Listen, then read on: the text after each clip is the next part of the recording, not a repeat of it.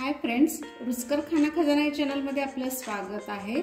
मी आज आपल्याला ठेचा हिरव्या मिरचीचा किंवा खरडा मी कशी करते ते सांगणार आहे। त्यासाठी मी इथे थोडीशी कमी तिखटवाली मिरची घेतलेली, एक पाव किलो घेतलेली आहे।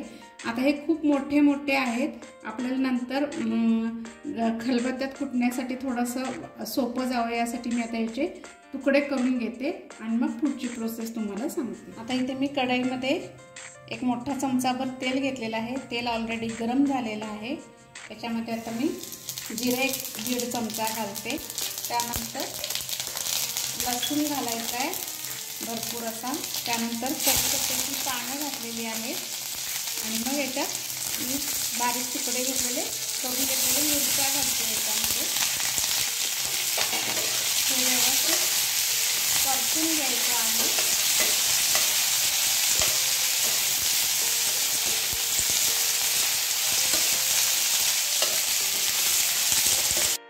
आता याच्यामध्ये मी हिंग थोडासा जास्त घालते। व्यवस्थित असं परतून घ्यायचं आहे।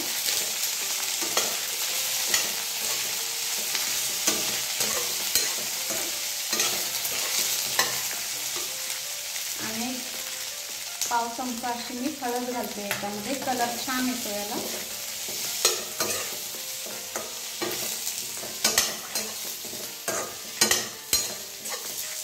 आणि आता एवढंसं परतून झालं की याच्यामध्ये मी कोथिंबीर ऍड करते। याने खमंगपणा येतो खरड्याला।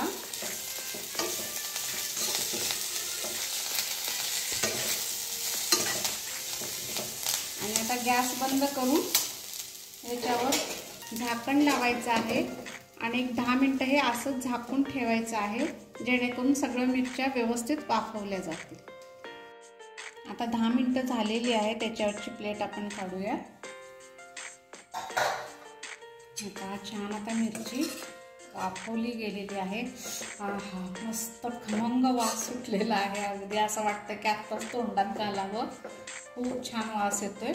आता मी हे थोडं थोडं करून मी खलबत्त्यामध्ये, दगडी खलबत्त्यामध्ये कुटून घेते। चला तर दाखवते मी आता।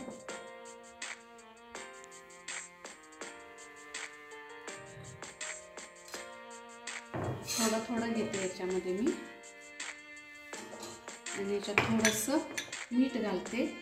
मीठ घातल्याने कसं लवकर कुटलं जातं, म्हणजे बारीक होतं। सो मी आता खलबत्त्यामध्ये हे सगळं व्यवस्थित कुटून घेते। आता इथे ही शेवटची बॅच मी कुटून घेतलेली आहे। बाकीचं इथं मी भांड्यात काढलेला आहे, हे पहा कुटून कुटून। आता याच्यामध्ये मी एक ॲड करणार, म्हणजे भाजून शेंगदाणे घेतलेले आहेत, ते सोलून घेतलेले आहेत, हे मी याच्यामध्ये ॲड करते। याच्याने खूप छान टेस्ट येते। तुम्ही नक्की असं एकदा करून पहा।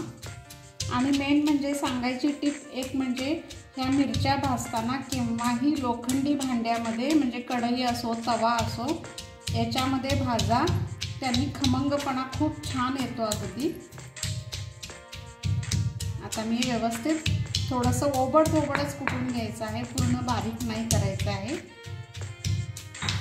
हे पहा, अशा पद्धतीने हे ओबडधोबड मी केलेलं आहे। आता हे पूर्ण झालेलं आहे। मी आता हे सगळं भांड्यामध्ये काढून घेते।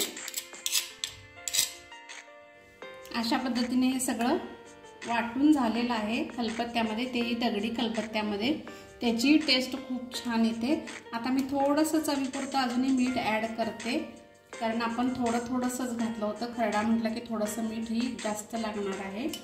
आणि हे आता व्यवस्थित सगळं मिक्स करून घ्यायचं आहे। भन्नाट वास सुटलेला आहे, अगदी मस्त।